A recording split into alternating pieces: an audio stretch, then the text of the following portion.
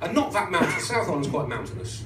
And there's basically no one lives between Hamilton and Auckland, apart from some lost people. And also, I did not pass, I don't think in that 10-hour journey, I'm not sure I passed a single permanent structure on that entire journey. And I've come to think that New Zealand is fucking big. I know it's not quite as fucking big as Australia, but it's almost as big, but without the massive desert in the middle.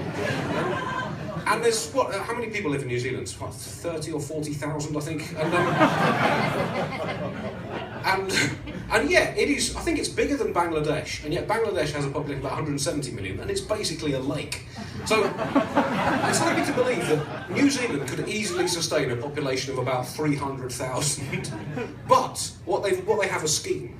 So there's basically no permanent buildings there. So if suddenly the disenfranchised masses of the world turn up in New Zealand and say, we've heard you've got a little bit of space that you're not really using, they can just dismantle the entire country in 15 minutes and say, oh no, the French were testing their nukes here in the 1950s, it's completely uninhabitable. It's genius.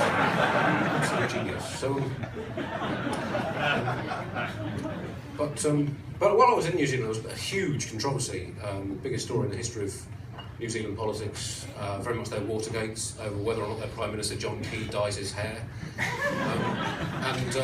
And an opposition politician asked the question in Parliament of whether the curtains match the drapes. Which was a slightly unsettling way of putting it, and also did suggest he's been looking at those drapes. I'm not sure I want that in my politicians. So,